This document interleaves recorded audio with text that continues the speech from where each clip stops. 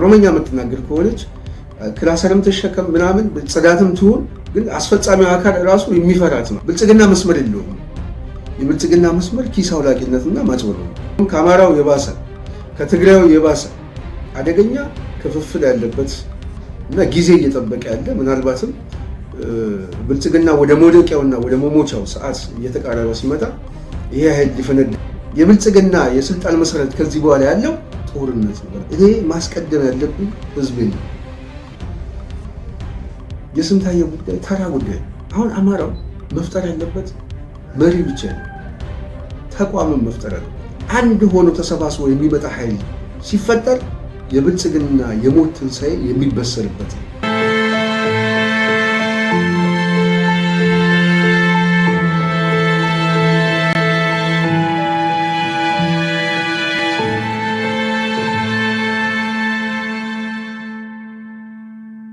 ሰላም ጤና ይስጥልኝ አድማጭ ተመልካቾቻችን፣ የጽናት ሚዲያ ቤተሰቦች እንደምንቆያችሁ እንደምንሰነበታችሁ፣ እኔ በጣም ሰላም ነኝ።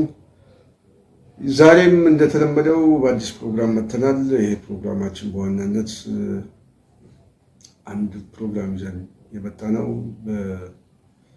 ያገዛዙ የውድቀት መጨረሻና የተቃውሞ ጎራ በሚል ላይ ትንሽ ሀሳብ አስተያየቶችን ለመስጠት ነው። በዚህ ጉዳይ ላይ ትንሽ ነገሮችን መነጋገር አለብን ብዬ ስላሰብኩ ነው። እስከ ፕሮግራማችን ፍጻሜ ድረስ ከኛ ጋር ሁኑ። ሀሳብ አስተያየቶቻችንን በመከታተል እንደዚሁም ላይክ፣ ሼር፣ ሰብስክራይብ በማድረግ ጽናት በማበረታታት ከጎናችን እንድትቆሙ በታላቅ አክብሮት እጠይቃለሁ። ያገዛዙ አይቀሬ ውድቀትና የተቃውሞ ጎራ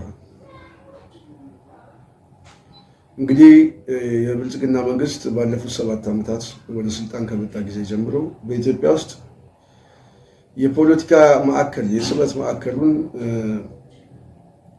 የጦርነት ማዕከል የግጭት ለኳሽነት በማድረግ በተወሰነ መልኩ የተቃውሞን ጎራን በማዳከም ውስጣዊ የሆነውን የኃይል አሰላለፍ በመጨፍለቅ ውጫዊ የሆነውን ኃይል ደግሞ በኃይል በማንበርከክ የመንግስት ስርዓታችንን እናጸናለን የሚል አቅጣጫዎችን በመያዝ ከ2013 ጀምሮ እንደሚታወቀው ያው ከትግራይ ጋር በነበረው ጦርነት 2 ዓመት፣ ከዛ በኋላ ከአማራ ክልል ጋር በነበረው እንደዚሁ 2 ዓመት፣ ከዛም በፊት ደግሞ እንደዚሁ ኦሮሚያ ላይ ከነበረው እንቅስቃሴ ጋር ለዓመታት ይኸው እስካሁን በጦርነት ማዕከል ላይ ነው ያለው። ስለዚህ የብልጽግና መንግስት ዋነኛ የትኩረት አቅጣጫው ያደረገው አንዱ ጦርነት ነው። በሁለተኛ ደረጃ አንድ የትኩረት አቅጣጫ የሚያደርገው የውስጥ እንቅስቃሴውን በኃይል ማፈን ነው። የሰላማዊ ትግል መድረኩን በአጠቃላይ በኃይል ማፈን ነው። ይሄ በአንጻራዊነት ተሳክቶለታል። ስለዚህ የተቀናቃኝ የሚለውን ኃይል በሙሉ በአፈና በጠመንጃ የሚል መርህ የሚከተለው ብልጽግና ባለፉት 7 ዓመታት በስልጣን ላይ የቆየባቸውን ታሪኮች ሁሉም ሰው የሚያውቀው ነው ማለት ነው። ስለዚህ አሁን በብልጽግና ውስጥ እየተፈጠረ ያለው ሁኔታ እና ቀጣይነትስ ምንድን ነው? እንድምታዎቹስ ምንድን ናቸው? ማሳያዎቹስ ምንድን ናቸው? አሁን በብልጽግና ውስጥ ከፍተኛ የሆነ የኃይል አስተሳሰብ አለ። አንደኛው በብልጽግና ውስጥ ያለው ይሄ የራሱ የሆነ አሰላለፍ ያለው ማለት ነው። የቡርዣ መደብ የፈጠረው የአሩሲና የሸዋ የቱለማው አሳሳቡ ራሱ እና በተለይ በዚህ በወለጋም በኩል ያለው ኃይል በውስጥ በኩል ያለ የኃይል አሰላለፍ አለ። አንዱ ከጥቅም መሰረት ያደረገ ነው። ሁለተኛ የስልጣን ጉዳይ ነው። በሶስተኛ ደረጃ ራሱ ደግሞ ያሳስብ ጉዳይ። ስለዚህ ጥቅም አለ፣ የስልጣን መሳሳብ ጉዳይ የፈጠረው ጉዳይ አለ። ሁለተኛ ደግሞ ከአስተሳሰብ አኳያ ከታሪክ አረዳድ አኳያ ምናምን መካከላቸው ላይ የተፈጠረ የአስተሳሰብ እንትኖች አሉ። እነዚህ ነገሮች ፈንድተው ባይወጡ ግን በዛ በብልጽግና መዋቅር ውስጥ በተለይ በወዴድ ብልጽግና መዋቅር ውስጥ ራሱ የተለያየ የሆነ የኃይል አስተሳሰብ እንዳለ ግልጽ ነው የሚታወቀው። ምናልባት ብልጽግና አሁን እያበቃለት ሲመጣ የፖለቲካዊ ሞት እየሞተ ሲመጣ በውስጥ በኩል እየተገዘገዘ ሲመጣ ይሄ በውስጣቸው ያለው የኃይል አሰላለፍ ከጥቅም ጋር ከስልጣን ጋርና ከአሳሰብ ጋር ከታሪክም አድርጋት ጋር አጠቃላይ ያለ ቅራኔ በውስጥ በኩል ያለው የኦህዴድ ብልጽግና ሊከፍለው ይችላል፣ ሊበትነው ይችላል። ይሄ ሪጂናል የሆነ አስተሳሰቦች አሉ። የቱለማው የአሩሲ የምናምን የሚባለው አስተሳሰብ ራሱ ማለት ነው። በነገራችን ላይ ይሄ ጎልቶ ባይወጣም በከፍተኛ ደረጃ ማለት ነው። ይሄ አሁን አማራ ክልል ላይ የምናያቸው ክልላዊ አስተሳሰቦች የበለጠ የሚያጦዘው እንደውም በኦህዴድ ውስጥ ያለ ነው። ያው የመንግስት ስልጣን ስላለ ምናምን እሱ ተይዞ እሱ ታፍኖ ነው እንጂ በጣም አደገኛ የሆነ መሳሰብ ማለት ነው። እስከ መመታታት ሁሉ የሚያደርስ አስተሳሰባል መመታታት። ለዛ ነው አሁን አብይ አህመድ አንዳንድ ጊዜ ከዚህ በፊት ብሏል እኮ እኔ ወለጋ ብሄድ ትገሉኛላችሁ ብዬ ነው፣ እኔ ከሞትኩ ደግሞ ጅማ ከወለጋ ጋር ጦርነት ውስጥ ይገባል፣ ኦሮሞ አንድነቱን ያጣል ብሎ ራሱን እሱ ከሞተ የኦሮሞ አንድነት እንደሚበተን አድርጎ ልክ አስቦ የተናገረው ማሳያ የውስጥ አስተላለፍ ስላለ አሁን በወለጋ ማህበረሰብ ላይ ጦርነት የሚያዘንበው ይሄ ከዚህ የመጣ ነው። ከዚህ ከአስተሳሰብና ከጥላቻ መንፈስ የመጣ ከምናምን የመጣ እንደዚህ አይነት ሀሳቦች አሉ። ስለዚህ እዛ ኦሮሞ የሚባለው ማህበረሰብ ራሱ ዩኒቲ ያለው ኦሮሞ አይደለም።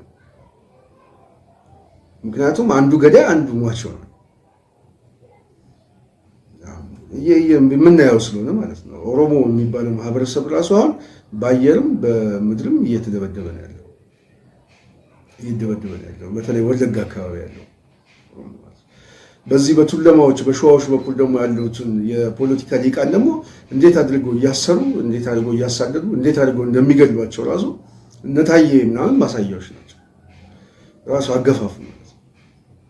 ስለዚህ ምን አለ አንዱ የዚህ የፖለቲካው የፈጠረው ችግር አለ። ሁለተኛው ደግሞ ኢኮኖሚካሊ ተጠቃሚ የሆኑ ቡድኖች አሉ። አንድ የቡርዣ መደብ ሰርተው የጥቅም ተካፋይ የሆኑ አሉች አሉ እና በዚህ የጥቅም ግጭት አለ። በራሱ በኦህዴድ መዋቅር ውስጥ የጥቅም ግጭት አለ። የሪጂናል የሆነ አስተሳሰብ አለ። መሬታችን አሁን ለምሳሌ እየተሸጠ ነው፣ ቱለማ አሁን መሬት እየተሸጠ ነው የሚል ቅራኔዎች የሚያነሱ ሰዎች አሉ። ኢኮኖሚካሊ እኛ እየተጎዳን ነው የሚሉ የሚያስቡ ሰዎች አሉ። የፖለቲካ ሊቃን ነው ነገራቸው። በስልጣን ተገፍተናል፣ ወደፊት አልመጣንም። ይሄ አሁን የያዘው ይሄ ጅማው ምናምን እና በተወሰነ መልኩ አሩሲ አካባቢ ያለው ኃይል እየተሳሳበ ነው። ስለዚህ ወለጋም ደግሞ ተገፍቷል የሚል አመለካከት ያላቸው ሰዎች አሉ። ስለዚህ ይሄ የውስጡ አሰላለፍ ራሱ ብልጽግና ይዳከም። አሁን ብልጽግና በውጭ በኩል ነው እየታገለ የሚመስለው፣ ግን በውስጥ በኩል ደግሞ የራሱ የሆነ አሰላለፍ ስላለው አሁን የውጭው ኃይል እየታገለው እየገፋው ሲመጣ ልክ መሞቻው አካባቢ ላይ የመጀመሪያው አደጋ ውስጥ የሚገባው ከውስጡ ይፈነዳል። የትኛው ይሄ አሰላለፍ ማለት እኛንም ይዞ ሊገባ ነው ማለት አብይ አህመድ ኦሮሞን ብቻ ሳይሆን እኛም ባላመንበት በሱ የገደል ማሚቱ ጮት አብረን ተያይዘን ልንወድቅ ነው የሚል የኃይል አሰላለፍ ኦህዴድ ውስጥ የተፈጠረው ይፈነዳል። የማይቀር ጉዳይ ስለሆነ ማለት ነው። ለዛ ደግሞ አንዳንድ የፖለቲካ ሊቃኖችም እያየናቸው ስለሆነ እየታገሉ አሁን ብልጽግና ይፍረስ የሚሉ ምናምን ህገወጥ ነው የሚሉ ምናምን ዝም ብሎ የመጣ አይደለም። የፖለቲካ መገፋት ይመጣል፣ ኢኮኖሚካሊ መገፋት ይመጣል። በሌላ በኩል ደግሞ ጦርነት ውስጥ የሚገቡት በተለይ በዚህ በወለጋ ውስጥ በኩል ያሉት ኃይሎች ከብልጽግና ጋር እልህ አስጨራሽ ጦርነት ውስጥ ደግሞ የገቡት ዝም ብሎ የመጣ አይደል። ራሱ ከውስጥም ያለ ቁርሾች ስላሉ፣ ስለዚህ እነዚህ ነገሮች እየባሱ ሲመጡ ምናልባት የመፈንዳት እድሉ በጣም ሰፊ ነው ተብሎ ይገመታል። ስለዚህ ውጫዊ ኃይሉ የምንለው አሁን በዋናነት በአማራ ክልል ያለው እንቅስቃሴ በፋኖ በተለይ ደግሞ አሁን ቲፒኤልኤፍ ምናልባት ከብልጽግና ጋር ወደ ሌላ እንትን ውስጥ እገባለሁ የሚል ከሆነ ይሄ አስተሳሰቦች ወደፊት ሲመጡ በብልጽግና ውስጥ የመጀመሪያ ኦህዴድ ብልጽግና ከመሞቱ በፊት ሞቱን የሚያውጀው ተከፍሎ ነው። ውስጡ የተከማቸ አሰላለፍ ተበትኖ ይበተናል። ምክንያቱም ሁሉም የየራሱን አሰላለፍ መያዝ ስለሚፈልግ ማለት ነው። እኔ ከደሙ ንጹህ ነኝ ለማለት ስለሚፈልግ የግድ መበተኑ አይቀርም። ስለዚህ አንዱ የኦህዴድ ብልጽግና ትልቁ ፈተና ውስጣዊ በኦህዴድ በኩል ነው እየነገርኳቸው ያላችሁት። ይሄ ኦሪጂናል የሆነ የጥቅም ጉዳይ፣ የፖለቲካ ጉዳዮች እና የአስተሳሰብ ጉዳይ፣ ታሪካዊ የሆነ ዳራዎቹ ማለት ነው። የጀርባ ታሪኮች አሉ። የእርስ በርስ ጦርነቶች የጀርባ ታሪኮች አሉ። የመገዳደል ታሪኮች አሉ እና እነዛ ታሪኮች ምናልባት በኦህዴድ ውስጥ እና በብልጽግና ኃይል ውስጥ የኃይል አሰላለፍ ሆነው ሊወጡ እንደሚችሉ ተገማች ይሆናል። ፖለቲካዊ ግምገማ ነው ካለው መሬት ተጨባጭ ካለው እውነት ጋር ተነስተው ማለት ነው። ለዚህ ደግሞ ማሳያዎቹ ቅድም ብያቸዋለሁ። ራሱ አሁን የኦሮሞ ልሂቃን ውስጥ በቱለማ ውስጥም በወለጋ ውስጥም ያሉ ማለት ነው። አሁን የወለጋ የፖለቲካ ልሂቃን ጦርነት ላይ ነው ከብልጽግና ከኦህዴድ ጋር ጦርነት ላይ ነው ያለው። በዋናነት የኦህዴድ ሰራዊቱን እሱን ዋናው የወለጋ ልሂቃን የሚባለውን ጦርነት ላይ ነው ያለው እና በዛ መንፈስ ማየቱ ያስፈልጋል ብዬ አስባለሁ። ሁለተኛው ደግሞ በብልጽግና መዋቅር ውስጥ ደግሞ ያለው አድፋጭ ሆኖ ተቀምጦ ያለው ይሄ አድፋጭ ደግሞ ነገ ጠዋት የራሱ አሰላለፍ ሊፈጥር እንደሚችል ምንም ጥርጥር የለውም። ስለዚህ ብልጽግና ራሱ ኦህዴድ የሚባለው የዚህ የኦሮሞ ዩኒቲ ያለን ምናምን የሚለው እንደውም ከአማራው የባሰ ከትግራዩ የባሰ አደገኛ ክፍፍል ያለበት እና ጊዜ እየጠበቀ ያለ ምናልባትም ብልጽግና ወደ መውደቂያውና ወደ መሞቻው ሰዓት እየተቃረበ ሲመጣ ይሄ ኃይል ሊፈነዳና የራሱን የሆነ የጥቅምና የኃይል አሰላለፍ ይዞ ሊወጣ እንደሚችል ምንም ጥርጥር የለውም። ለዛ ግን ደግሞ ብዙ ማሳያዎችን ቅድም እንዳልኳችሁ እየጠቀስን ነው። የተለያዩ ልሂቃኖች በዚህ ጉዳይ ላይ በብልጽግና ውስጥ ኩርፊያቸውን እያሳዩ ስለሆኑ ማለት ነው። ይሄ ራሱ ከውስጥ የፈጠረው ቁጭት አንዱ ማሳያ ነው። በሁለተኛው የምናየው ውጫዊ ኃይል ነው። ውጫዊ ኃይሉ የምንለው ከኦህዴድ ማዕቀፍ ከብልጽግና ማዕቀፍ ከኦህዴድ ብልጽግና ውጭ ያለው በብልጽግና ስብስብ ውስጥ የተሰባሰበው በብልጽግና መዋቅር ውስጥ የተሰባሰበው ደግሞ የተለያዩ የሆነ የኃይል አስተላለፍ ያለው ለምሳሌ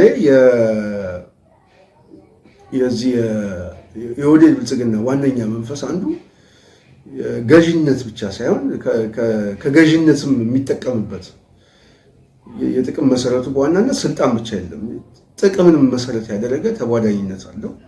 ሁለተኛ ይሄን ገዥነት ደግሞ በረጅም ጊዜ ማስጠበቅ ይፈልጋል። በሶስተኛ ደረጃ ደግሞ አግላይ የሆነ እንትን ነው ያለው፣ ራሱ አቅጣጫ ፖሊሲ ነው ያለው። ምክንያቱም ከሌላው ጋር መተማመን እንኳን አይችልም። ስለዚህ ምንድን ነው የሚያደርገው? የጥቅምና የስልጣን መሰረቱን በዋናነት የሚያደርገው ከፊት ነው። አሁን ሚኒተሪውን ብታየው በሙሉ አንድ አካባቢ ላይ የተሰባሰበ ቡድን ነው። ቅድም ብያቸዋለሁ። የጥቅም ተጋሪ የሚያደርጋቸው የራሱ መደብ ቢፈጥርም በኦህዴድ ውስጥ ግን የስልጣን መሰረቱን ግን ያደረገው ግን ይሄ አንድ አካባቢ አንድ ብሔር የበላይነት ለማድረግ የሚኒተሪውን የሲቪል ሰርቫንቱን አጠቃላይ ሁኔታውን ብንገመግም ወደዛ ውስጥ ነው።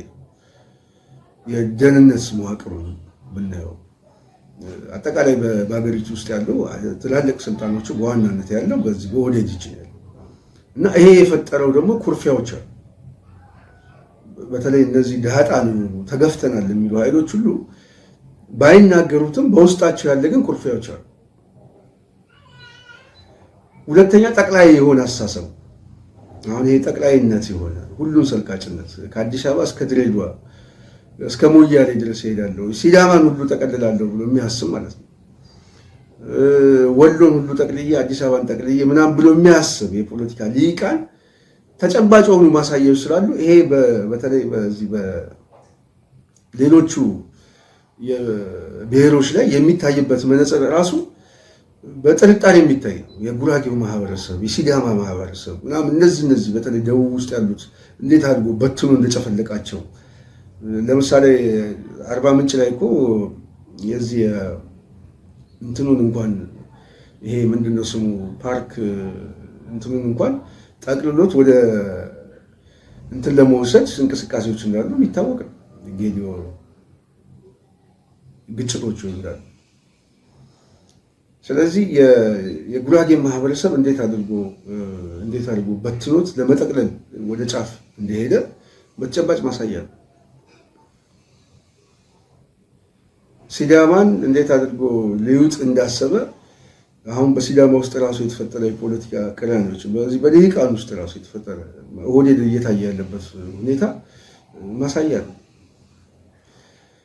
ወሎን ድረስ ተቀልላለሁ ብሎ የሚያስበው ኃይል ለዛ ደግሞ የራሱን መደብ ፈጥሮ የራሱን እንቅስቃሴ የሚያደርጉለት ልሳኖቹን ፈጥሮ የሚሄድበት መንገድ ማሳያ ነው።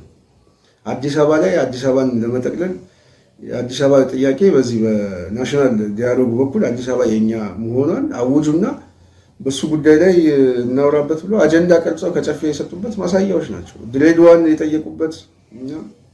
ስለዚህ ይሄ ጠቅላይነት አግላይ የሆነ ባህሪው በሌሎቹ ብሔረሰቦች የሚታይበት መንገድ በከፍተኛ ደረጃ እንትንን ፈጥሮ የጊዜ ጉዳይ ነው እንጂ ደበኝነትን እየፈጠረ አደገኛ የሆነ ደመኛ የሆነ ጠላት አድርጎ እንዲታይ አድርጎታል። ስለዚህ ኦህዴድ በራሱ በሚፈጥራቸው ፖሊሲዎችና የፖለቲካ አቅጣጫዎቹ በራሱ በብልጽግና መዋቅር ውስጥ የተሰባሰበው ዳጣን ራሱ የሚመለከተው መንፈስ የጊዜ ጉዳይ ነው እንጂ ሊፋለመው እየተዘጋጀ እንደሆነ ማሳያዎች አሉ፣ በቂ ማሳያዎች። ስለዚህ በብልጽግና ውስጥ ራሱ ዩኒቲ የለም፣ አንድነት የለም። በብልጽግና ውስጥ በኦህዴድ ውስጥ የኃይል አስተላለፍ አለ ብያቸዋለሁ ቅድም። የፖለቲካ፣ የጥቅም፣ የታሪክ፣ የአስተሳሰብ አረጋት ይሄ የጀርባ ታሪኩ የቆየም ታሪክ ስላለ ማለት ነው። ስለዚህ ያ የውስጥ አስተላለፍ ምን እየጠበቀ ነው? ጊዜ እየጠበቀ ነው። ቀይ መስመር እየጠበቀ ነው። ብልጽግና አደጋ ውስጥ የሚገባ ከሆነ ይሄ የኃይል አስተላለፍ መፈንዳቱ የማይቀር ነው።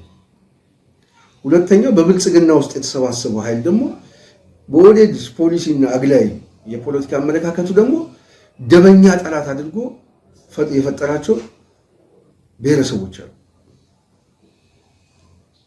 ስለዚህ እዛ ውስጥም ብልጽግና የሚባለው ውስጥም አንድ ዩኒቲ የለም ማለት ነው። በሶስተኛ ደረጃ የምናየው በብልጽግና የጸጥታ መዋቅር ውስጥ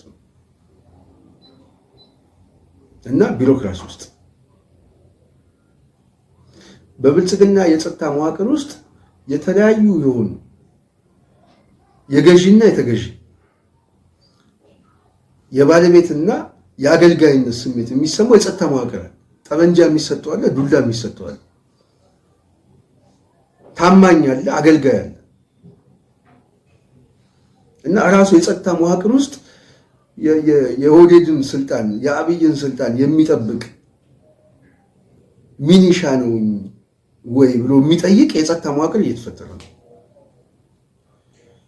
ማን ለማን እኔ ምንድነው ማለት ወደ ስልጠና ገብቼ ምናምን ፖሊስ የሆንኩት ወይ አንድ የደህንነት ተቋም ውስጥ ምንድነው የኔ ሚና ምንድነው ብሎ የሚጠይቅ የጸጥታ መዋቅር ውስጥ አለ።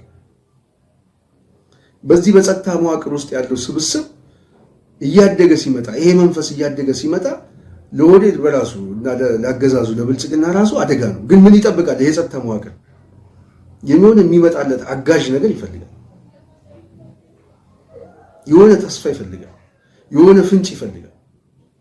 እነዛ ምልክቶች ከመጡ ተገልብጦ ሊመጣ የሚችል ምናልባትም እዛው ያለውን ምናልባት ከመሪው ጀምሮ ከምናምን ጀምሮ በመዋቅር ውስጥ ከፍተኛ የሆነ ኩዴታ ሊያደርግ የሚችል መቼ ኃይል ሊሆን እንደሚችል ጥርጥር የለውም። ራሱ የሆነ ኃይል እየተጠጋ ከመጣ ምናምን የብልጽግናን አለመትረፉን የሚያምን ሁኔታ ሲመጣ በራሱ የጸጥታ መዋቅር ውስጥ ያሉት ኃይሎች ራሳቸው አድፍጠው የሚጠብቀዋል። ካለቃው ጀምሮ በትኩረት የሚጠብቀው አለ። ስለዚህ እሱ አንዱ በጣም ተገላይ የሆነ የጸጥታ መዋቅር ስላለ በተለይ ደግሞ በዚህ በኦህዴድ መነጽር የሚታይበት የታማኝነትና የአገልጋይነት አመለካከት ስላለ ይሄ በራሱ ደመኛ የሆኑ ቁርሾ ይዘው ጊዜ የሚጠብቁ የጸጥታ መዋቅር ተፈጥሯል። በሶስተኛ ሌላ በአራተኛ ደረጃ ቅድም ብያቸዋለሁ የሲቪል ሰርቫንት ውስጥ ያለው የቢሮክራሲ ውስጥ ያለው አጠቃላይ የመንግስት አስተዳደር ውስጥ ያለው አገልግሎት ሴክተሩ በከፍተኛ ደረጃ በዘረኝነት የተመታው ነው ማለት አንድ ቢሮ ውስጥ ያለች አንድ ምናልባት ኦሮሞኛ የምትናገር ከሆነች ክላሰርም ተሸከም ምናምን ጽዳትም ትሁን ግን አስፈጻሚው አካል ራሱ የሚፈራት ማለት ነው እንዳለቃ የሚያዝ የገዢ እንትን ተፈጥሮ እና የመንግስት የመዋቅር ውስጥ በተለይ የመንግስት አስተዳደር ውስጥ አብዛኛው ሄዳችሁ ብታዩ እርስ በርስ እንኳን ተጠባባቂ ሆነዋል። የደሙ ሰዎች ናቸው። በተለይ ሌላውን ብሔር የሚመለከቱበት መንገድ ምናምን እና አይፈላለጉ በራሱ የብልጽግና አባል ሆነው ራሱ የብልጽግና አባልነታቸው ራሱ የሚገልጹበት መንገድ ከእንጀራ ያለፈ ከምን ያለፈ ወጥተው ስራ አለኝ ብላ ከመግባት ያለፈ በጣም ደመኛ ሆነው ተፈጥሮ ይሄ በተጨባጭ ነው የምነግራችሁ። ባለኝ ጥናትም ብቻ ሳይሆን የፖለቲካ አረዳድም ሁኔታ ነው የምነግራችሁ። ስለዚህ በመንግስት መዋቅር ውስጥ የሲቪል ሰርቫንት ውስጥ እየተፈጠረ ያለው አግላይነት ስሜት አንዱ በቃ እኔ አሁን ጊዜ ነው እኔ አለቃ ነኝ ምናምን የሚል አስተሳሰብ አንዱ ፖለቲካ የፈጠረበት ክራይሲስ በቢሮ ውስጥ ሁሉ ገብቶ ደመኞችን ፈጥሮ፣ ሁለተኛ ነገር ራሱ ብልጽግና የሚከተላቸው ፖሊሲዎች በተለይ ከብሔር ጋር በተያዘ ከምናምን እንደዚህ አይነት ነገሮች እንትን በማለት የግምገማ መመዘኛ በማድረግ በመንግስት መዋቅር ውስጥ የሚመድባቸው የስልጣን የእድገት የምናምን እርከኖቹ ራሱ ደግሞ የበለጠ ቁርሾ ፈጥሮበታል። ስለዚህ ቅድም ያልኳቸው ብልጽግና ኦህዴድ የራሱ የሆነ የኃይል አስተላለፍ አለ። በሌሎቹ ደሃጣን ብሔረሰቦች ውስጥ ተጨፍልቀናል፣ እየተዋጠን ነው፣ ይሄ ቡድን ሌላ አቅጣጫ ይዟል የሚሉ ኃይሎች እየተሰባሰቡ ነው፣ ጊዜ እየጠበቁ ነው። በጸጥታ መዋቅር ውስጥ የራሱ የሆነ የኃይል አስተላለፍ ፈጥሯል። ምናልባት ነገ ጠዋት አንድ ነገር ቢሆን መልስ ሊሰጥ የሚችል ኃይል ነው ያለው። ሌላ ደግሞ ቅድም እንዳልኳችሁ ሲቪል ሰርቫንት ውስጥ ያለው ችግር ነው። ስለዚህ እነዚህ አይነት ዩኒቲ የሌለው አንድነት የሌለው የብልጽግና ስርዓት ምንድነው ሊያቆመው የሚችለው? ዓላማ ሊያቆመው ይችላል? የለም። የጋራ የሆነ ዓላማ የለም።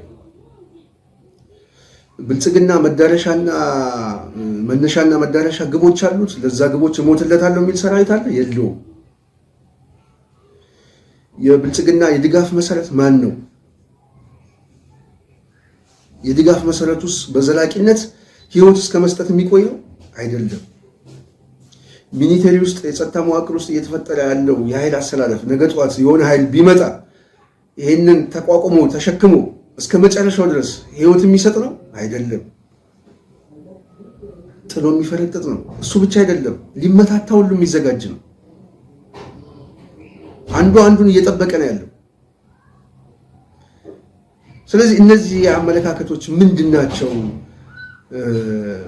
በዋናነት አሁን አደጋ ሆኖባቸው የሚመጣው የሚለው ውጫዊ የሆነው ኃይል ተሰባስቦ ብልጽግናን አታክ የሚያደርገው ከሆነ ነው። ካልሆነ ውስጡ ቢቆስልም ብልጽግና በተራዘመ ጊዜ ስልጣኔ ሊቆይ ይችላል። ይሄንን እያስታመመ ማለት ነው። የውስጡን ችግር እያስታመመ እያገለባበጠ ሊቆይ ይችላል። በውጭ ያለውን ኃይል አሁን ብልጽግና ጽንፈኞች ምናምን ጠላቶቻችን እየመጡ ነው፣ አገሪቷ ልትፈርስ ነው ምናምን የሚለው ይሄ ነው። እነዚህ ኃይሎች ተሰባስበው ዩኒቲ ፈጥረው አንድ ሆነው የሚመጡ ከሆነ አደጋ ውስጥ እገባለሁ ነው። እና አደጋ ውስጥ ደግሞ የሚገባው ደግሞ መጀመሪያ የውስጣዊ አደጋ ስላለበት ማለት ነው። ውስጣዊ ዩኒቲ ስለሌለው አንድነት ያለው የፖለቲካ መስመር ብቻ ሳይሆን የጋራ የሆነ የሚያሰባስባቸው ቪዥን ስለሌላቸው፣ ህልም የላቸው።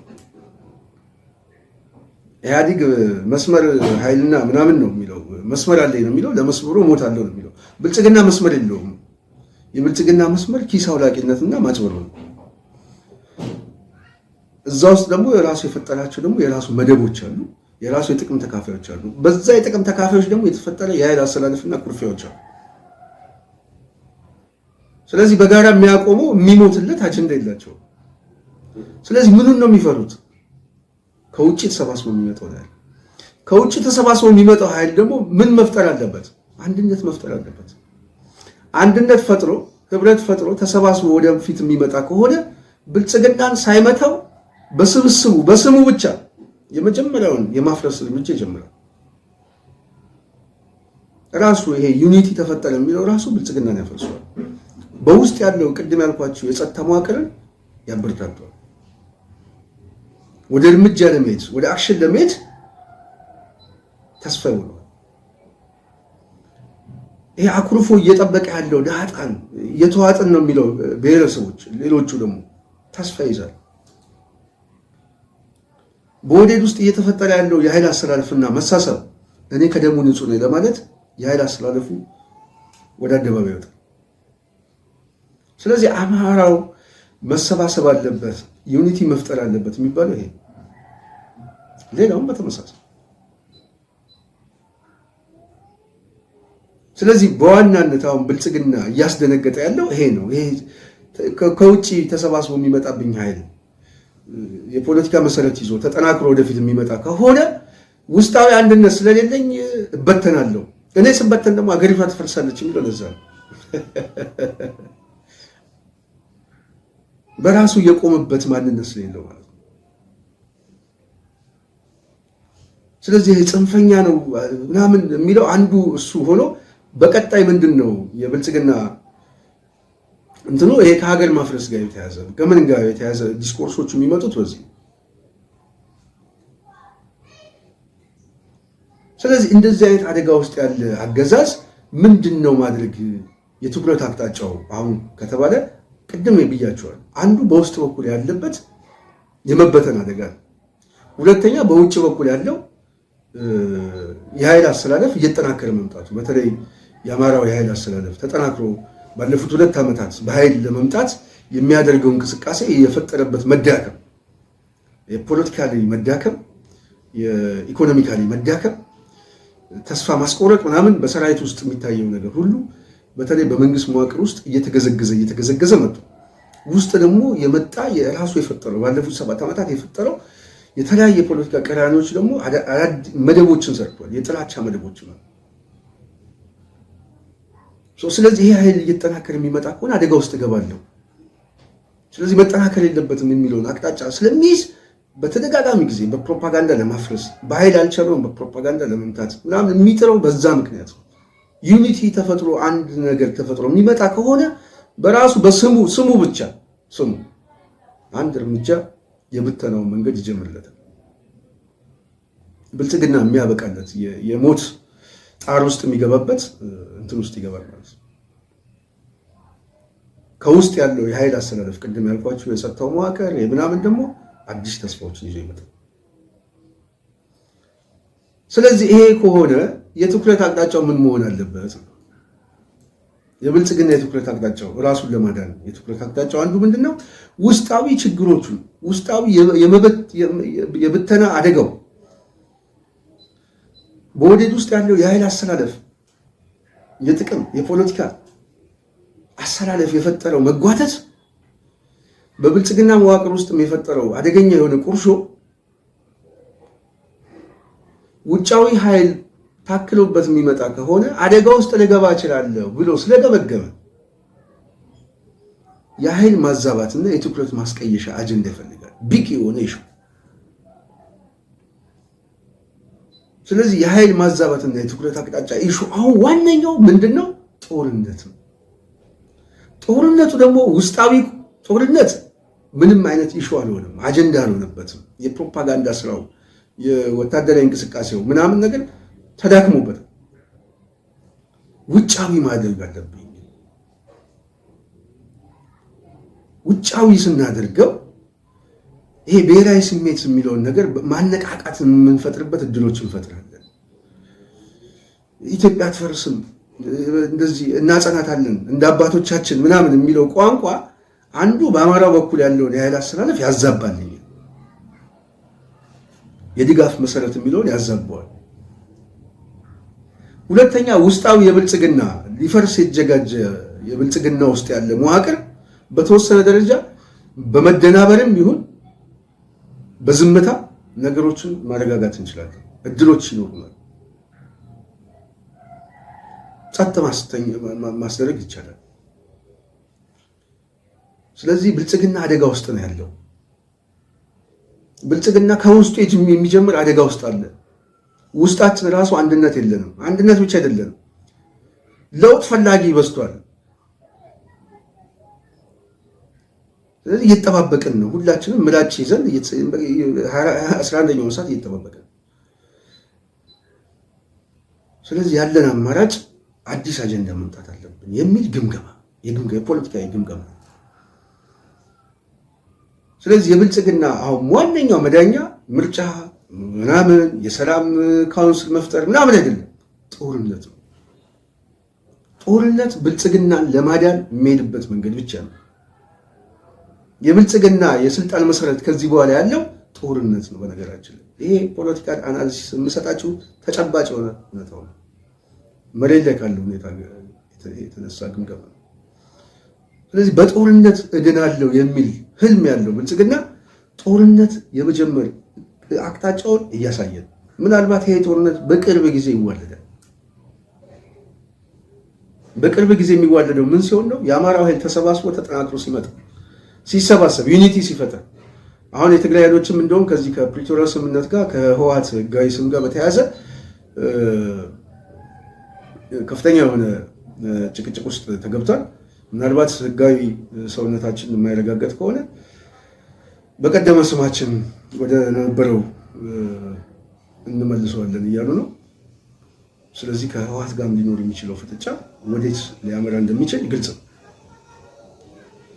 ስለዚህ ብልጽግና ውስጥ አደጋ ውስጥ እየገባ እንደሆነ ስለገባው ይሄ አደጋ ደግሞ እነዚህ ኃይሎች ምናልባት በዚህኛውም ያለው ኃይል ወደ ማዕከል እንመጣለን ብለው የሚሳቡ ከሆነ የፖለቲካ አጀንዳቸውን የፖለቲካ ችግራቸውን አራግፈው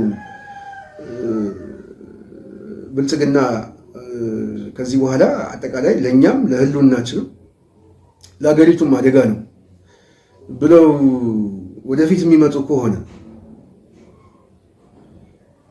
የብልጽግና የሞት ትንሣኤ ቅርብ ነው ማለት ነው። ስለዚህ መደረግ ያለበት በፍጥነት ጦርነትን ማዋለድ። ስለዚህ ከፊታችን የሚመጣው ጦርነት በዋናነት አገር ለማጽዳት አይደለም፣ ወደ ፍለጋ አይደለም፣ የኢትዮጵያ ሉዓላዊ የታሪክ አረዳድ ተሰምቶት ብልጽግና ምናምን አይደለም። የለም እንደዚህ አይነት ስብስብ። ምንድን ነው ስል ብልጽግናን ማዳን። ብልጽግናን ለማዳን ማን መሞት አለበት? መንጋው፣ የፖለቲካ ግራ ቀኙንም የማያውቀው ከዚህም ከዛም እየታፈሰ የሚመጣው ምናምን ህፃናትን ሰብስበን የእሳት እራት በማድረግ የፕሮፓጋንዳ ስራ በመስራት ብልጽግና ማዳን አለብን። ብልጽግናን ለማዳን ግን ቅድም እንዳልኳቸው ደግሞ ሀገራዊ የሆነ ትርክቶችን በመፍጠር የኃይል ማዛባት ስራ ደግሞ መስራት አለብን። ይሄ ወደ መሀል የሚመጣው ኃይልን የድጋፍ መሰረቱን የኃይል ማዛባት ስራ፣ ይሄ እንዴት እኛ ለሉዓላዊ እንትናችን እየታገለን እናንተ እንዴት ይወጉናል ባንዳዎች ምናምን የሚል ስሞች በመስጠት ስለዚህ ወደፊት የሚመጣው የሚዋለደው ጦርነት የብልጽግና ጦርነት ነው። የኢትዮጵያ ጦርነት አይደለም። ብልጽግናን የማጽናት ጦርነት ነው። ጦርነት ካለ ማለት ብልጽግናን ለማጽናት አብይን ለማጽናት የሚደረግ የህይወት መስዋዕትነት ነው። ለዛ ትሞታለህ አትሞትም ሌላ ጉዳይ። ስለዚህ የብልጽግና ፈተናዎችና ቀጣይ አይቀሬ ውድቀቶቹ አንዱ ይሄ ማሳያ ነው ማለት ነው። የተቃውሞ ጎራ ላይ ሁለት ነገር ላንሳና ፕሮግራም ይደስከ አንዱ ተቃውሞ በብልጽግና ፕሮፓጋንዳ በተወሰነ ደረጃ ብዥታ ውስጥ የገባበት፣ ሁለተኛ የራሱ የሆነ መጓተት የስልጣን ይሄ ግላዊ ስሜት የተሰማው የቡድን ስሜት ረጅም የመጓተት ታሪክ እየተንከባለለ አሁን መጥቶ አሁን ጫፍ ላይ ያለ አንድ እድል ብቻ አንድ ነው። አንድ ሆኖ ተሰባስቦ የሚመጣ ኃይል ሲፈጠር የብልጽግና የሞት ትንሣኤ የሚበሰርበት ነው። ትግሉን ሳይጀምረው አንድነቱ በራሱ ለማፍረስ ምልክቶች ይሆኑታል። ስለዚህ የተቃውሞ ጎራ በዛ በኩል ያለው የኃይል አሰላለፍ ይሄ እድል ይሄ መጨረሻ እድል እጁ ላይ ያለ እድል ከተበላሸ በሱ ዙሪያ ብቻ ሳይሆን የድጋፍ መሰረቴ በሚለው ማህበረሰብ ላይ ተጨማሪ የማይነሳበት የህልውና አደጋ እያሸከመው እንደሆነ ሊገነዘብ ይገባል። በማንጣጣ በዚህ ሊቅ አንጣጣ ማለት ነው። ይህንን ሊገመግም ይገባል። እኔ ማስቀደም ያለብኝ ህዝቤን ነው። የስንታየው ጉዳይ ተራ ጉዳይ ነው። የህዝባችን ጉዳይ ግን ሸክም ነው። ለህዝብ ስንል የምንከፍለው ዋጋ ነው ብለን ማሰብ መቻል አለብን። ስለዚህ ህዝባችን ደግሞ በእኛ በኩል መገለጫ የሚሆነው በደጋጋሚ ጊዜ የሚለው ነው። ህዝበኝነታችንን ስናሳይ፣ መሸነፋችንን ስናሳይ፣ የህዝብን ጥቅም የህዝብን ማዕከል ከራሳችን አሳንሰን እሱን ስናስቀድም፣ የሁኔታ ትንተና ስንሰራ፣ የመውጫ ሀሳቦችን ስናዘጋጅ እና የመሪነት ኳሊቲ ይሄ አሁን አማራው መፍጠር ያለበት መሪ ብቻ ነው። ተቋምን መፍጠር ያለበት። ተቋም አማራ ፈጥሮ አያውቅም። ተቋም ነው የሚፈጠረው። ተቋም ደግሞ መሪ ብቻ አይደለም፣ ምድብ አይደለም። ይሄ እዛ ጋር እንትና እዛው ምናምን ምድብተኛ መሪ አይደለም። ተቋማዊ መሪ ነው መፈጠር ያለበት።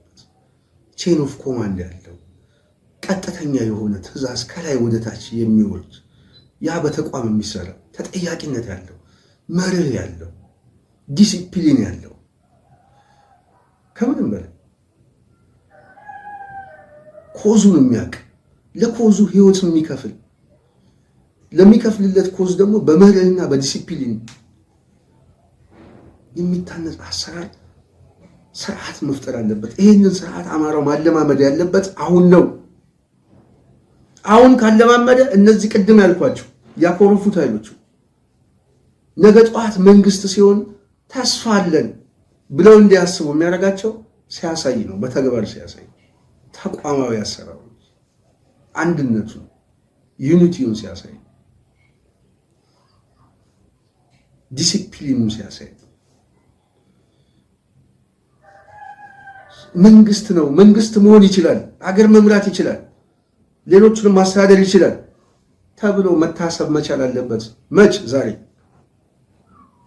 ይህንን የሚያደርግ ይህንን አስተሳሰብ የሚገዛው ኃይል መፍጠር ያስፈልጋል። ስለዚህ ብልጽግና በፕሮፓጋንዳ በፖለቲካው በአጠቃላይ ከመዳከሙም በላይ የውስጥ አንድነት እጦቱ ሊበትነው ጫፍ ላይ ደርሷል።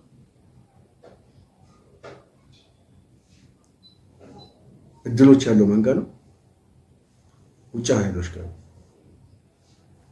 ኳሱ ያለው መንጋ ነው ውጫ ኃይሎች ጋር። ጎል ማስቆጠር የማን ፋንታ ነው? ኳሱ ያለችበት ቦታ ላይ። ለዛ ተሰባሰቡ፣ አንዱ ነው። ህዝባችሁን አስቡ። ከምንም በላይ ህዝብ ሊቀድም ይገባል ማለት ፈልጋለሁ። የዛሬ ፕሮግራም ይሄን ይመስላል። የብልጽግና ውስጣዊ የአይቀሬ ውድቀትና የተቃውሞ ጎራ አሰላለፍ የሚለው ላይ በተወሰነ መልኩ ትንሽ ማለት ፈልጌ ነበረ። ስላዳመጣችሁን በጣም አመሰግናለሁ። በሚቀጥለው በሌላ ፕሮግራም እስክንገናኝ የዛሬው በዚህ ያበቃው። ሙሉ አዘጋጁ እኔ ስንታየው ቸኮል ነኝ። በፕሮግራማችን ላይ ሀሳብ አስተያየታችሁን ስጡን፣ ከጎናችን ቆሙ፣ ጽናትን ደግፉ። ላይክ፣ ሰብስክራይብ፣ ሼር በማድረግ ሌሎችም አዳርሱ። የዛሬ ፕሮግራማችን ይህን ይመስል ነበረ።